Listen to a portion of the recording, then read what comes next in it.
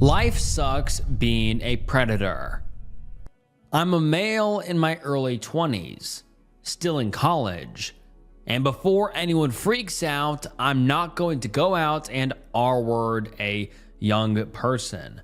Seriously, gay people don't go around R-wording men.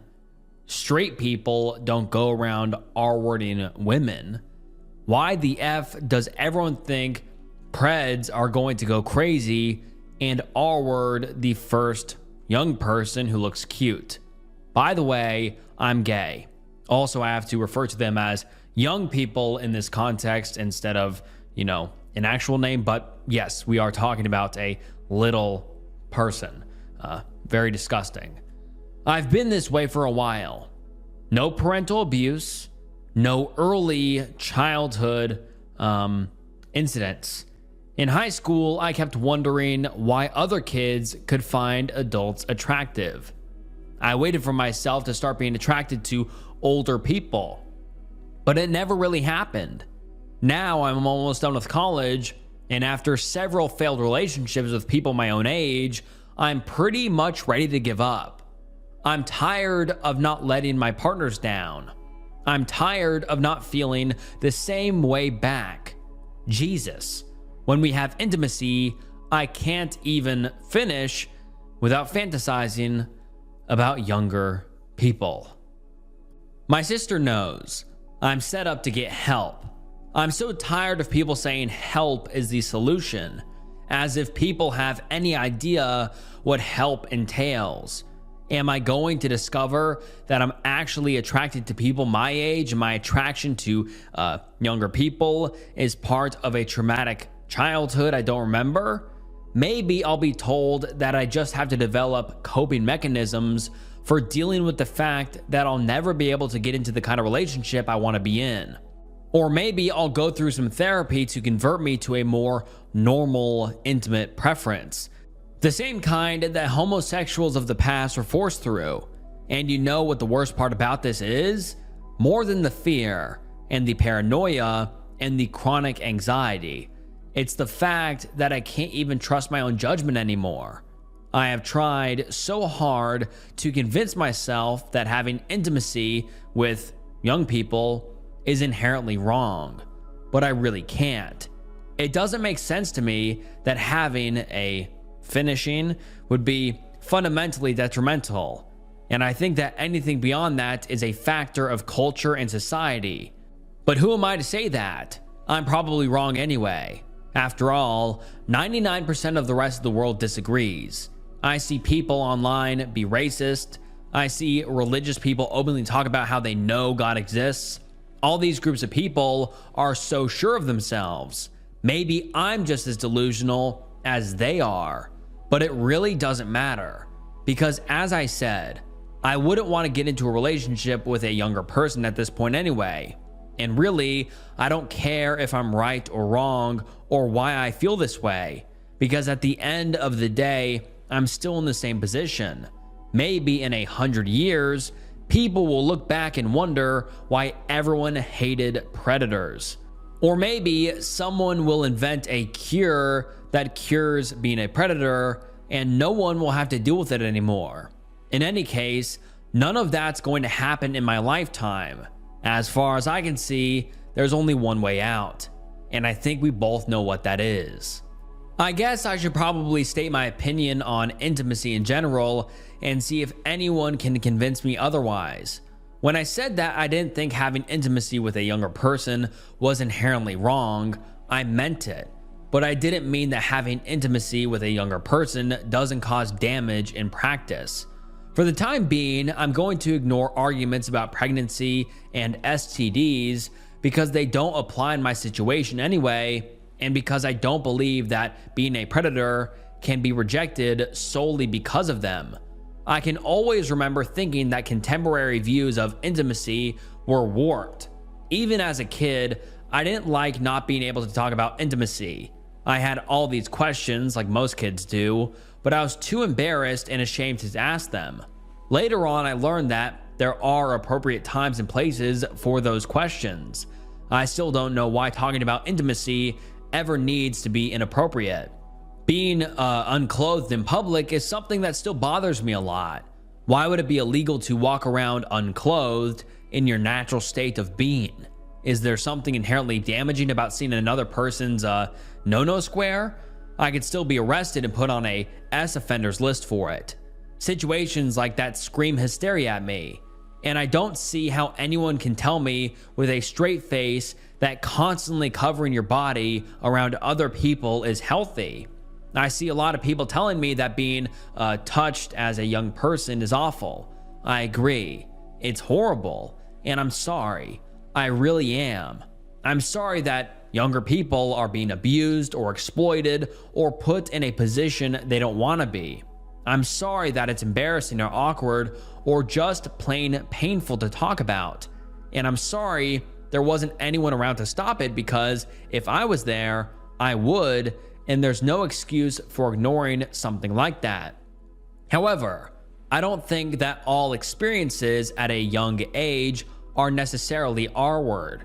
I know that's hard to hear, and I'm about to argue that even seemingly consensual, intimate experiences can cause damage. But let's be honest, not all childhood intimate experiences are R-word. You could argue that they all technically are, and I guess legally that's true, but practically speaking, they are not. I know people, several people, in real life, they've had intimacy with adults at ages as really young, and they don't regret it.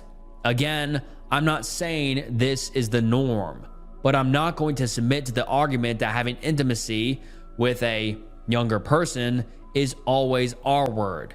It may be irresponsible and dangerous, but the other party doesn't always regret it. I feel like the main argument that younger people can't consent to intimacy fails because intimacy shouldn't be something that requires responsibility. I think that in contemporary society, we always associate intimacy with a certain kind of commitment, at least some, and responsibility. And I don't think that has to be the case. I think that intimacy can just be an expression of love or even just pleasure. Let's paint a picture. What if you grew up in an alternate universe where intimacy was completely liberated? Again, ignoring pregnancy and STDs.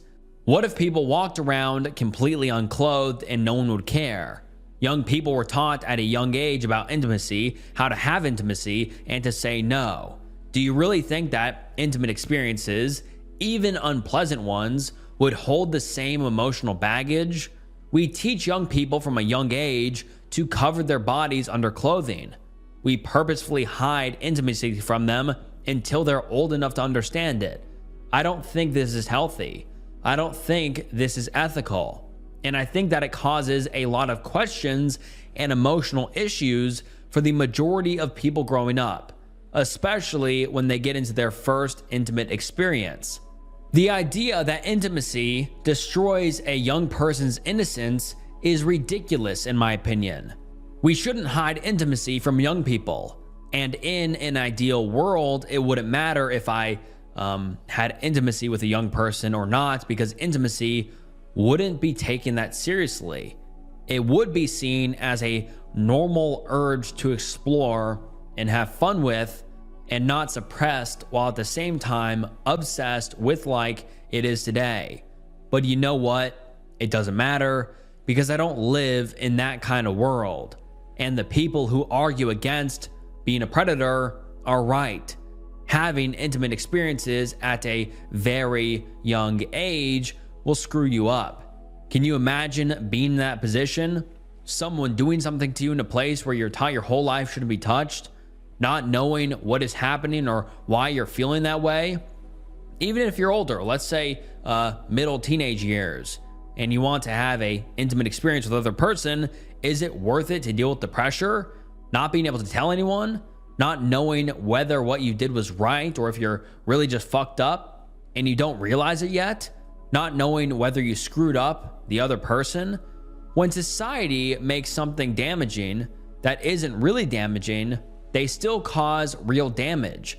I am confident that if we lived in a world where young people were taught about intimacy and how to say no, we wouldn't have nearly as many predators running around. I'm not arguing that such a society will ever appear, and I'm not saying that it would be some sort of utopia, but I do think that our current views about intimacy are completely skewed. So now I live in this society where I can't have relationships with the younger people I want to, not because the relationship itself is wrong, but because in an attempt to protect young people, they end up doing more harm than I did. But I'd be just as responsible because I enabled it to happen. This is what the world is like, seen through the eyes of a predator. And now let's get into some of the top comments. It really seems like you are constructing a warped worldview in order to justify future young person abuse. Another commenter says, what is your stance on illegal content involving minors? And the OP responds saying, I've seen a bit of it. To be honest, it doesn't really turn me on. Jesus Christ, man. This is just truly one of the most disgusting confessions I've ever read, and just comments. OP is disgusting and vile, but let's continue with his comment. Most of it isn't very good, and you never know what kind of position those young people are put in, whether or not they're being forced into it. In terms of legality, I don't think the mere possession, distribution, or viewing of it should be illegal, because I don't think it's okay to imprison people for viewing images. The argument has been that the existence of illegal content involving minors continues to torment the victim. I'm sure if I was R-worded at a young age and pictures of me were put on the internet, I would feel shitty about it too. But even though the notion might upset me greatly and even cause me difficulty recovering, as a victim, I still wouldn't be directly affected by the viewing on a case-by-case basis. And I'm not going to read the rest of the comment. The comment just gets worse and worse. It's actually just beyond disgusting. This is one of the actually worst accounts of just a story or a confession I've ever read on Reddit. This is truly horrifying, and I'm not going to read the rest of his comment like I said. Let's continue on to another comment. One user says, the worst thing about all of this is how well spoken and logical you are about it. You make sure to reassure everyone that you aren't dangerous, that you are seeking therapy, and you even self-deprecate enough to let all of Reddit know you are sane. Yeah, you understand what you feel is wrong, but you can't change it kind of thing. You're right on about a lot of things. There are circumstances where young adults want and consent to intimacy without harm.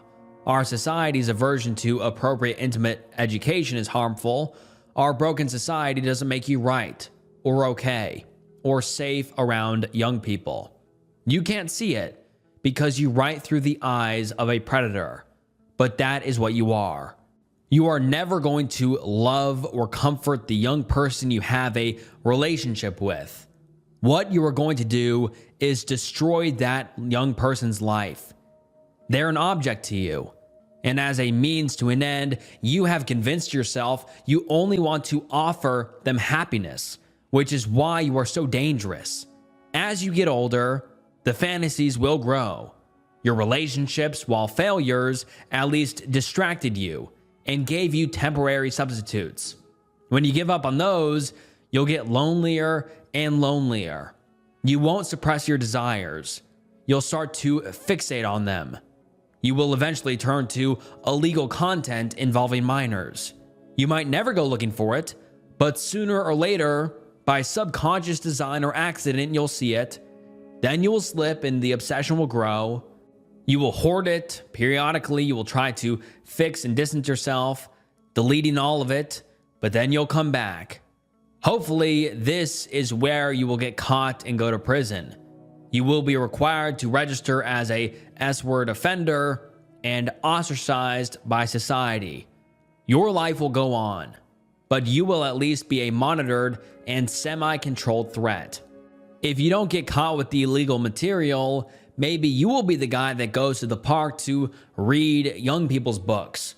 Or you might be the guy that violates your girlfriend's young brother. If you get away with it, things will get worse for you. You will always take it further. All of this is enabled by the little mental trick you play on yourself, convincing yourself that a young person wants to have you as his loving partner. But the sick society you live in has deprived him of that choice. I've put people like you in jail for a very long time. Your predilection to young people is nothing new to me. Your confession in response was everything I expected. I don't necessarily believe that this is your fault. You may not be a victim of trauma.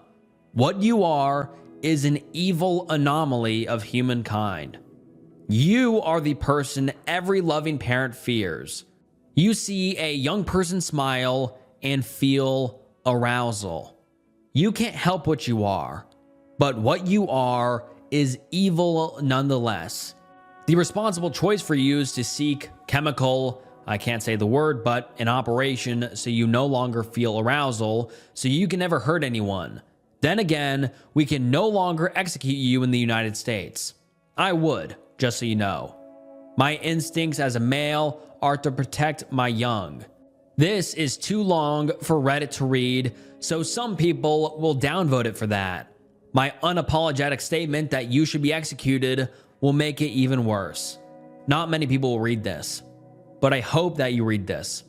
Because if what you say is true, you need to know that you have a sickness to which there is no cure. If you cannot incapacitate your ability to act on your desires, you will ruin your life and eventually the life of someone's loved one. And when you do, I will find you. It may not be me personally, but rest assured, you will die in prison. This is what your world is like, seen through my eyes. And I think I'm done reading comments because I'm too grossed out, to be honest. I've never been as shocked and disgusted and horrified as a comment section before, because a lot of the comments here are actually people who see young people the same way as him. They defend the OP. They say, oh, you don't have a problem. That's totally okay that you think that way. And so it became, honestly, a cesspool of people that think the exact same way as the OP. And some people in the comments are saying, hey, you're not a criminal yet. It's fine. You're not going to become a criminal. People who think this way will eventually act on it. Even though they are just fantasies right now, allegedly, he's still viewed illegal content involving minors. He says, oh, that's totally fine. I don't think it's bad that you can view illegal content involving minors. I think you should be able to. This guy keeps coping and defending against his problem. And to be honest, I just feel beyond grossed out because this became a cesspool for people defending and trying to talk with the OP. And it's really gross seeing the way they interact with each other because they think the same way. They like young people. They don't think that the way they think is wrong. They don't view their worldview as completely terrible and disgusting. And just, man, this post really just grossed me out. And I'm sorry for my yapping, but this just made me feel sick. And even a comment right here, someone says, as a parent, your words make me feel sick. And I agree. And then someone actually replies to that saying, as someone who has been abused, the comments defending him make me want to cry. And then someone replies to that saying, the fact that you were downvoted is fucking sick. Glad to see this post brought out all of the creeps and predators and their sympathizers. It's a sick world we live in. And to anyone downvoting the victims here, take a long, hard look at what you're defending. Rationalizations of adult/young people relationships, absolutely sick.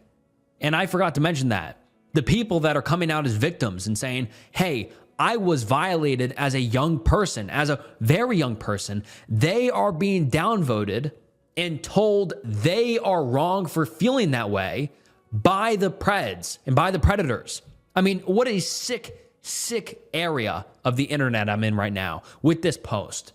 I really thought that every single comment would be condemning the OP. I mean, that's how it should be. But surprisingly, like I said, there is a lot of people coming out of the woodwork and sympathizing with him and saying, no, you're right. It's right to think that way. Just beyond disgusting. And this was posted 14 years ago, and there has been no update since. So we don't know what ended up happening to the OP or if the OP had any other disgusting thoughts. But leave your thoughts down below and on to the next one. When I was deployed in Iraq, I killed 7 people. I feel nothing. I suppose the no regrets tag fits the best. I feel worse about not caring what I did. When I was deployed in Iraq, I killed 7 people. I've never been a fighter. I couldn't imagine taking someone's life. I went into the military because my father always wanted me to follow after him and his father, and I really didn't have much else to do with my life. I always heard about the stories of soldiers in shock, coming home with PTSD and mentally broken. I didn't think I'd have to kill anyone. I wasn't really worried. I didn't have a great life, and the only person I left behind when I shipped out was my father. I wasn't exactly clinging to life and figured, if nothing else, time in the military would strengthen me as a person. There was no real hesitation when it happened. Morals didn't come into question when I had to pull the trigger to save myself and the men who would go on to save my ass countless times. I wasn't shooting children or innocent civilians, and it really didn't even feel like I was killing somebody. Everybody kept asking if I was okay and ignoring anything I said that wasn't no. I'm not a psychopath. I'm not someone who's been fighting to stay alive their entire lives. I'm grateful to whatever powers are in this world that I'm not as damaged as I should be, but I don't know why I'm fine. I shouldn't be. I don't feel less human. I don't feel like a hero. I don't have nightmares about what I did, and that scares me more than what I've done. And now let's get into some of the top comments. Someone says, fellow Iraq vet here, on mobile, sorry if the formatting is shit. The fact that you aren't haunted by your experience doesn't mean there's something wrong with you. The math in a straight up firefight was always simple in my mind. They're trying to kill you and yours. Stop them. Real war isn't Spielberg directed.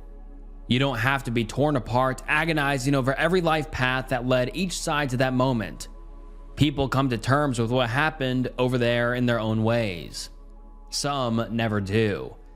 If you feel like somehow you're missing some epiphany or self-awareness, take a moment to be grateful that your strength of will saw you through. Be grateful and continue on with your life. As someone who did come back a little fucked up, I'm not mad that you didn't. I'm glad you're okay. Your result is the result I wish we had all ended up with. And I'm not gonna shit on you because that didn't happen. All that said, if your feeling about relative lack of feelings do continue to cause you disquiet, go talk it over with a professional. It may be that the itch in your mind is the beginning of something that hasn't surfaced yet. Establish support before something has an opportunity to come out of nowhere. Another user says, if they're trying to kill you and yours, you kill them first. You did what most people would have done, and it doesn't make you a monster. Another user says, Afghanistan vet here. I've killed quite a few in my day and never felt the slightest twinge of any emotion whatsoever. It was me or them. They were at fault the moment they picked up the weapon and pointed it my way. Men, women, or children. I'm not giving up seeing my family again to one of those pieces of trash. That's why I'm here now, and they're not. Don't lose any sleep at night either. I was R-worded and never told my husband. I got pregnant from the R-word, and my husband thought it was his and wanted to keep it. But I got an operation to have the baby removed, and he was devastated. He still has never forgiven me, and I have never told him I was R-worded. In the second year of our marriage, I got R-worded. Brutally. I was out with my friends at a bar, and a guy grabbed me into his alleyway and then into a car. He had a knife against my back and kept saying he's gonna stab me. He had this weird face covering thing. I couldn't see his face well, but he had sunglasses and a baseball cap. They brought me into the car. There was another guy in there, guy with huge sunglasses and a baseball cap as well. They were clearly trying to cover their face. I was crying and wanted to scream, but I remembered the guy had a knife. They forced me to do some unspeakable things to him. Then they brought me to some empty car lot and brought me outside and did some more unspeakable things. I was still crying, and it lasted for hours. They would do it with multiple people, and then they left, and they said they would kill me if I told anyone, and that they have my picture. I didn't fight back, so they didn't physically beat me or anything. All I had were some bruises from when I fell, and some other things from the things they did to me. I was stuck in the middle of nowhere, with like 25 missed calls from my friends who were at the bar. I obviously shouldn't even need to express how horrible it was, how traumatic. This isn't my confession. My confession is that I never told my husband. Ever. I was so horribly ashamed of what happened, and so devastated and horrified and embarrassed, I knew it would absolutely destroy my husband and find out what happened to me, so I decided to never tell him. I told him I fell, and that was the bruises. It wasn't only about protecting him from knowing the truth, but it was also that he would absolutely demand we go to the cops. I did not want to go to the cops. They had my picture. They were likely organized criminals. I didn't want to risk anything with those types. There were certain things which didn't add up in my story, like where the hell was I for 4 to 5 hours while my friends thought they lost me, but he never asked more. He just believed me. Then I got pregnant. I didn't want him to find out. I just wanted to get rid of it as soon as possible. We had been using contraceptives, so there was no chance it was him. We also hadn't had intimacy at all since the incident. Not necessarily because of the incident, but he had a huge cast on his knee, so we had been sort of not having intimacy a lot, but regardless. The last time we had intimacy was 3 days before the R-word. Except he found the pregnancy test, and I had to tell him that I was getting an operation to have the baby removed. I nearly had an emotional breakdown. I couldn't tell him I was R-worded, so he thought it was his baby. I just couldn't deal with it. I just told him over and over, I can't have this baby. Then I got the operation, and he just looked horribly sad and depressed. We got over it. It's been 13 years now, and we now have 2 kids. But to this day, he thinks it was his baby. And he has no idea I was R-worded. That was the worst time of my life. The R-word was horrific. But the operation and knowing that my husband thought it was his baby, and the desperation in his face when he couldn't get an answer as to why I was getting rid of his kid, trying to find answers, and me just bottling up and not giving answers to him, That was horrible. That was the worst time of my life. He has never brought it up before in arguments we have had. He knows there was something behind why I had the operation, but he never knew why. And me keeping the secret from him has always haunted him. And now let's get into some of the top comments. One user says, just tell him. It was hard for me to tell my boyfriend too, but he'll be understanding. He's your husband. He won't hate you. He'll probably be mad instead. Mad at the people who did that to you. Another user says, it must be really hard keeping a secret like this. I can't imagine what you suffered through, and then having to go through it alone. I'm so sorry. Another user says, while ultimately it's totally your decision, marriage is kind of about sharing with your partner. He deserves to know, and you deserve to feel free.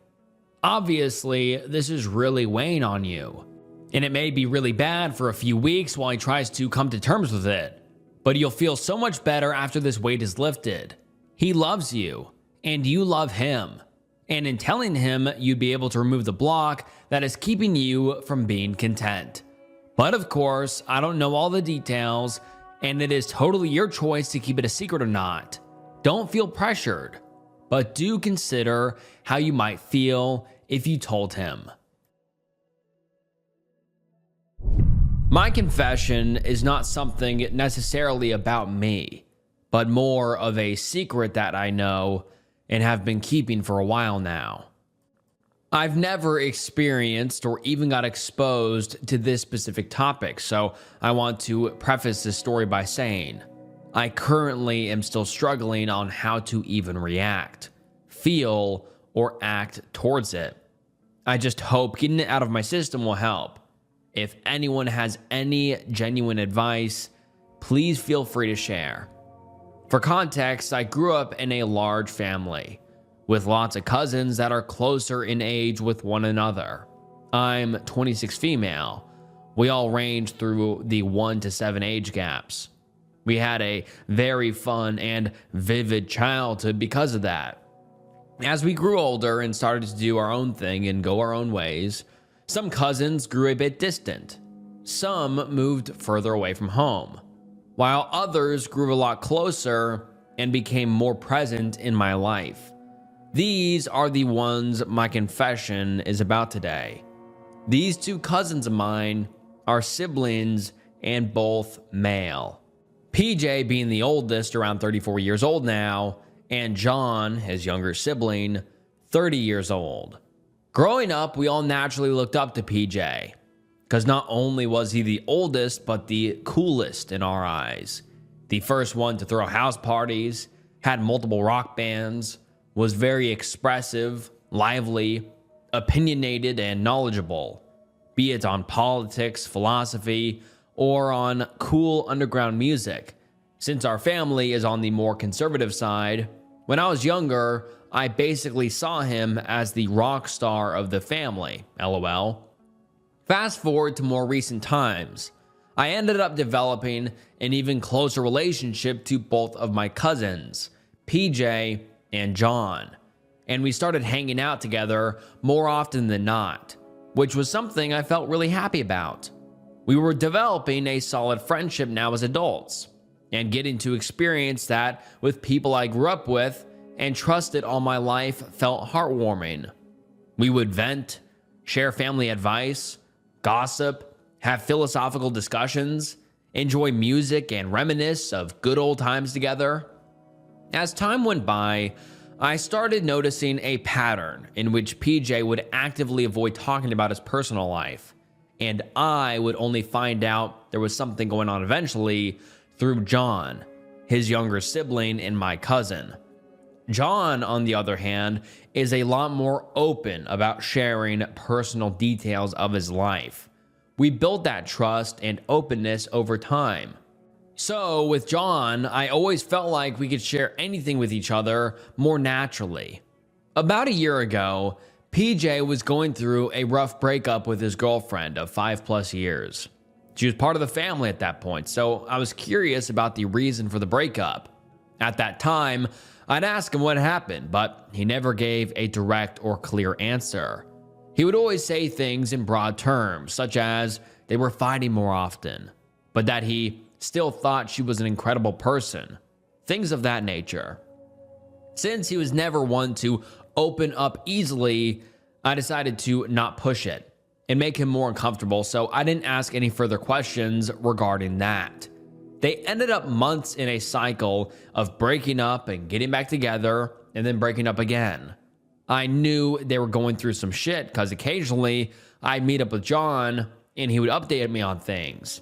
At some point, he told me PJ started abusing booger sugar again, a problem he already dealt with in the past, and he was then trying to hide it from his girlfriend and deny the whole thing. The problem is, booger sugar not only obviously makes him act differently, but he also has diagnosed epilepsy. So he would do the booger sugar whenever he had the chance, then proceed to have a convulsion. John, being basically the only person he trusted with everything, had to deal with this situation for a good chunk of his life, having to pretty much babysit his older brother to make sure he wouldn't die by choking himself whenever he decided to go on booger sugar benders.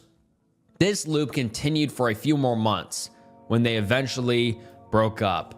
A couple of weeks later, PJ was already introducing me to his new girlfriend. Nothing outside the ordinary since he's the serial dater type, and all seemed to be going well at first. Even though most of the time I've met him at our local bar, he was clearly under the effect of something. I don't know which drug precisely. Also, John was busier with work, so I'd meet him less often, but continued to hang out with PJ and his new girlfriend occasionally. Fast forward to more recent times. I coincidentally became close friends with a mutual old friend of PJ's this year. This friend also happens to be best friends with PJ's now ex-girlfriend, so he knew everything that went down at the time. We were hanging out, just chatting one day, and I asked that friend if he knew exactly what happened that led to them breaking up. He looked at me with a concerned stare. "Oh, so you don't know?" Then hesitated a bit on what to tell me. I could tell by looking at his face it was something heavy.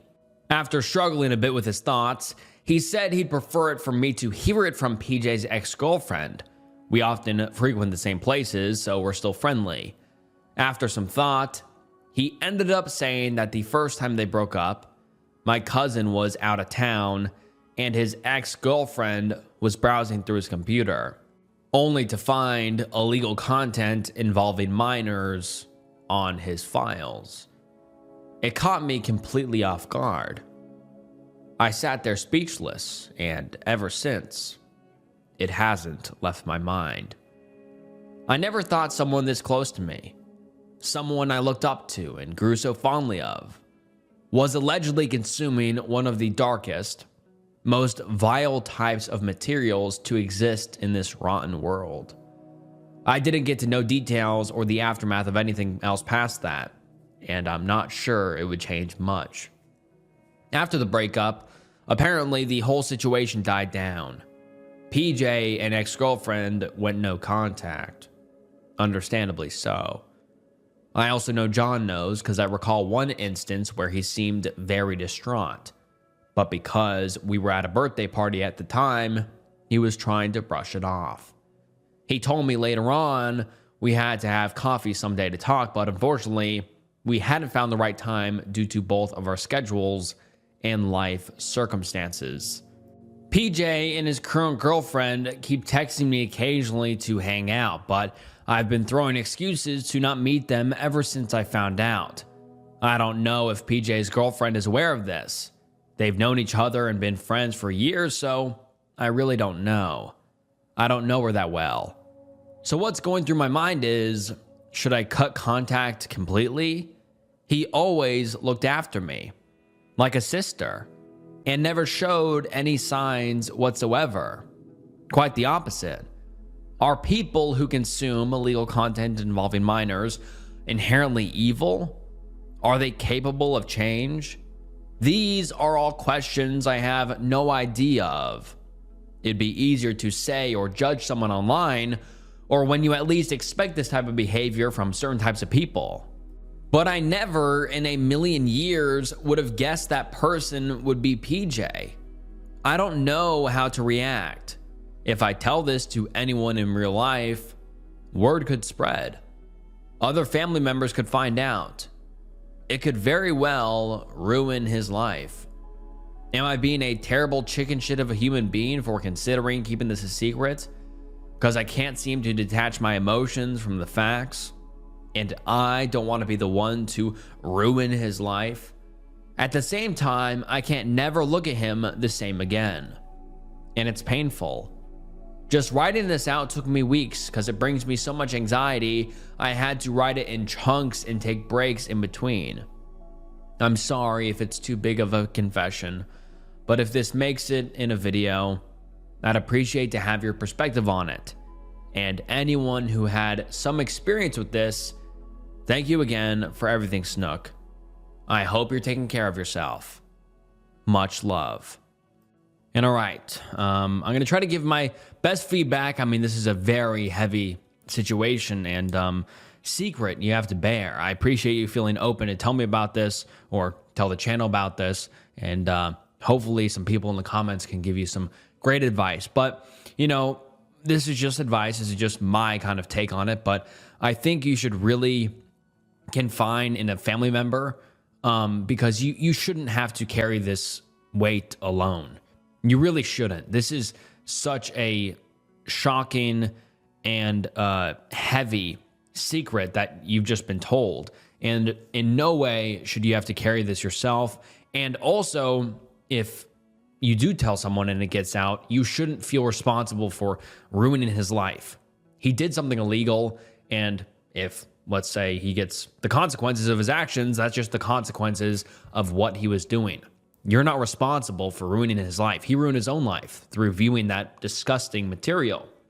And so what I think you should do is ask your mom, dad, or another family member you really trust and ask their feedback on it. Tell them, because you should not have to carry this weight alone. I mean, this is, I can't imagine finding something out like that, especially someone you trusted so deeply, someone you cared about, someone you loved, and you find out this horrible secret that they've been hiding. And so my advice is just, I really think you should talk with somebody, because you should not carry this alone. This is very heavy, very serious. And yeah, that's just my advice. You don't need to listen to it, but that's what I would do, because I mean, I don't know what I would do. So I just probably talk to someone I trust deeply. And yeah, for everyone watching, if you've ever dealt with anything similar, please comment down below so the OP can read it and hopefully get some good advice. But I appreciate you sharing, and I hope you can, you know, navigate this situation correctly, because this is such a horrible secret that's been laid upon you. And I hope you can figure it out and do what's best, but I'm sure you can. But yeah, like I said, please just talk to someone, and I'm sure they will help you take the right steps forward, because it shouldn't even be your responsibility, but now it's been laid upon you to do something with this information. And so I would really talk to someone. But thank you so much for sharing. I accidentally set my house on fire and lost everything.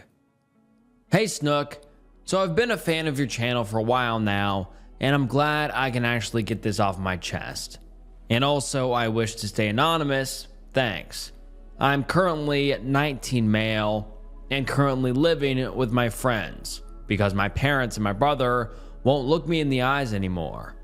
So I was 16 years old playing video games when I decided to get drunk and mess around. So I decided to get some drinks, but also some cigarettes, as I was a dumb kid with no sense of consequences. After I had my fun and drinks, I decided to go out and have a smoke. But in the place I lived in, the neighborhood knew me and my family, so I couldn't exactly go out and smoke. So I decided to go to the backyard and smoke there. I decided to light it with matches, and instead of blowing it out first, I decided to throw both my lit cigarette and match over my fence, where I didn't notice there were dry leaves. I locked up the house, cleaned up, and hid the evidence. Little did I know that this was the last time I would sleep comfortably. The next morning, I was woken up by my father yelling at me to wake up and get out of the house. The match and the cigarette butt that I threw over the fence climbed up the tree and started lighting the house on fire. Delirious, I started running down the stairs when all I could see is smoke. I cover up my face with my shirt and started running through the smoke and eventually out of the house. Firefighters came minutes later and tried to put the house out, but it was too late. Everything inside has been burned to ashes, and the outside was charred and unrecognizable. I am fortunate enough that both my parents and my brother came out alive with minimal injuries. For the next 2 months, my family and I were bouncing around hostels and apartments. During one of our stays, my father tried contacting the mayor of the town, I don't know what it's called in the US, to determine who actually caused the fire and if we can get compensation. Months and months go by with no clear culprit because the CCTV cameras placed near my house showed no one passing by during that time. Racked with guilt, I decided to confess everything: the smoking, the drinking, and the matches. Everything. Of course, my father got livid and looked like he was going to legitimately kill me.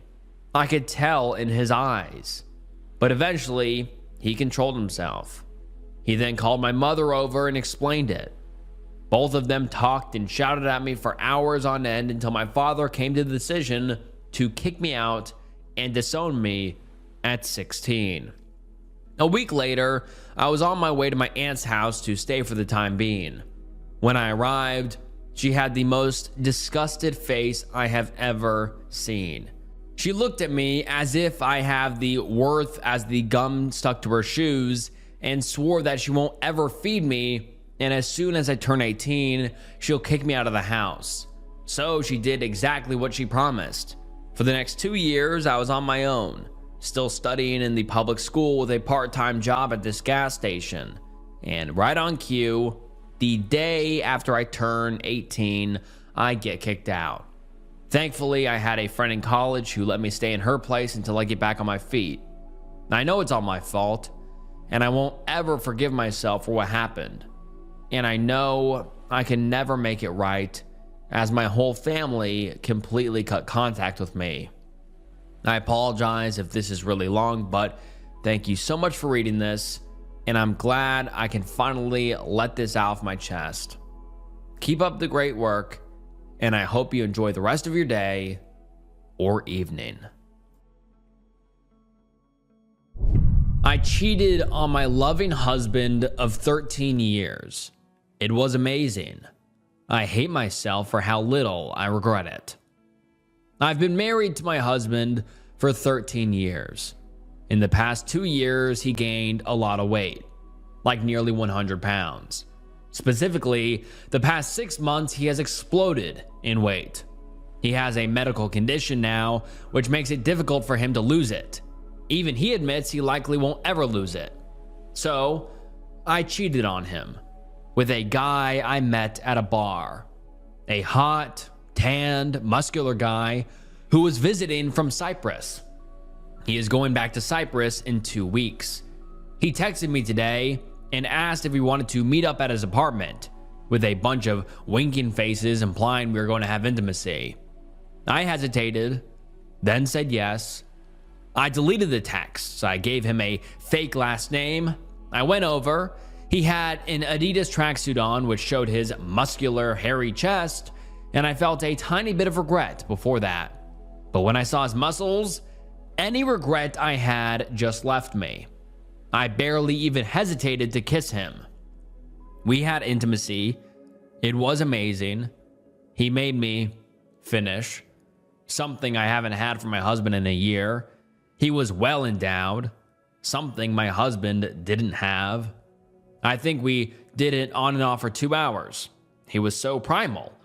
I went back home to my husband and everything felt normal. I cheated on him, yes, but I felt like nothing had changed. I expected to be torn apart by regret and loathing, but I wasn't. Obviously, I would never, ever tell him, nor would he find out. And I still felt love for my husband. Oddly enough, I almost felt closer to him. I was so frustrated before, and now that I got that release, I felt like a barrier that had frustrated me about him had just dropped. I want to have intimacy with him now more than the past 2 years. I just don't know how to feel about this. I almost hate how easy it was for me, how little it seems to be affecting me. I know that what I did was bad, and it would break his heart if he found out. I hate that this didn't tear me apart with guilt, and instead I feel almost no guilt. I hate that cheating on my husband has somehow made me feel better about both myself and him. This isn't normal. I know that. I also feel like my frustrations have been pushed to the side for now. I don't have any urges to cheat again. I suppose it's just a one-time thing, which I shall keep as a secret until I die. And now let's get into some of the top comments. Someone says, why not just divorce? And the OP responds saying, because despite the lack of physicality between us, when he gained weight, I still enjoy the time I spend with him every day more than anything in the world. If there was even a slight whiff of him having the chance to find this out, I would never, ever do it. And then the commenter responds saying, so basically, you just want to have your cake and eat it too? And the OP did not respond. And also the OP's response here was severely downvoted. Another commenter says, you should feel like an awful person. And the OP responds saying, yup, I really should. And that comes off as sarcastic to me. Another user says, look, I'm not trying to judge you, even though if that's the way this sounds, but it's not my place. But for fuck's sakes, woman, you made a vow to your husband, in sickness and in health, and you broke that vow. The reason you don't feel shitty is because in your mind, you have already left this relationship. You may love him as a person, but you no longer love your husband. Sorry, ma'am, but you don't deserve your husband. Another user says, he will find out, and if he has any balls, he will kick you to the curb. Edit. I have more to actually say. Shit like this kills me, dude. 13 years and not one meant a fucking thing to you. Holy shit. Because he disgusts you? Him and his medical condition and his fat? That makes you so sick that you say to hell with 13 years? Holy shit. And people are just like, well, it's only human. God, people are too desensitized. All that time, lol. What a waste. You still like spending time with him, so you don't want a divorce, but it's okay to stab him in the back, right? You might as well tell him to go F himself. People have needs, stir. Then you need to cut him loose and be alone. Ask me anything. I killed 2 people. It's been 2 years and 4 months. Every day that goes by is very one foot in front of the other. I'll make a long story short. It was a freak accident, to say the least. A horrific freeway accident. No drinking or drugs, speeding, texting, or calling. Reckless driving, etc. The highway patrol officer who read through the reports told me, you would have had to be a ninja to avoid it. You are not at fault. Relief, right? Wrong. Survivor's guilt. Sadness for their family. Sad for them. Guilty that I facilitated their transition. Angry that I didn't do things differently. Wanting to commit S-word because I know I don't deserve to live more than them. The list goes on. It's hard to drive because I get flashbacks, panic attacks, shaking, crying. Nightmares of that night. They didn't deserve this. Their family doesn't deserve this. They were both beautiful people with potential, love, family, life. And then it's over. And I did it. I've come to understand how different forms of guilt works, and I have become accustomed to the torture I inflict on myself mentally. I deserve at least that. I will never fully forgive myself, and I will never get over it. I think of them often. Sometimes I watch their videos. I include them when I pray and meditate, and I ask them to forgive. I pray for their families to find healing one day. They were heroes. They were beautiful people. And now let's get into the comments and the Ask Me Anything. One commenter says, if it's not too triggering for you, how did the accident happen? Why was it so unavoidable? I was in California at the time, on the freeway at 2:30 a.m. I was cruising along in the fast lane. Traffic was minimal. I was going 65 to 70 miles an hour. The freeway was nearly picture black. As I'm rounding a curve, I see it. There's a car flipped over on its hood, horizontally blocking my lane. In that split second, my headlights shine through the car windows, and I see no one inside. I didn't even have a chance to stop or swerve, and of course, there was a car riding on my right side, so I would have likely hurt or killed them if I jumped over too abruptly. I slam into the vehicle and get out.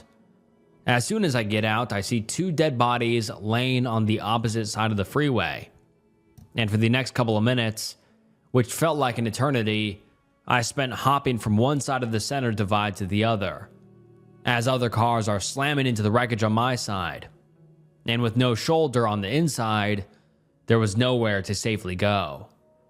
I attempted to run towards one of the bodies, and I see what can only be described as blood. There was nothing left to distinguish if that person was male or female, or even human.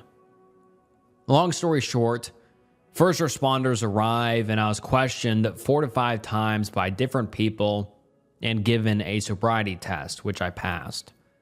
They kept asking me if I saw any pedestrians on the freeway, and I said no, because I hadn't. It all happened so fast, in a Final Destination kind of way, and I sincerely didn't know how they got there. I just assumed that the wreck they had prior to me getting to that point is what ejected them. It took 9 months of investigation, making sure my car wasn't malfunctioning, speed wasn't a factor, recreating the scene, asking witnesses, checking my phone records, etc. And the police finally explained to me what happened. There were 2 cars that collided, maybe 1 minute before me. One flipped, one pulled over to help the guy out of the car. They all stood on the blind side of the car after they got him out, and that's when I came. The police told me I would have had to be a ninja to avoid that, and that the lack of lighting, the blind corner, and the fact that they were standing on the freeway is what went wrong.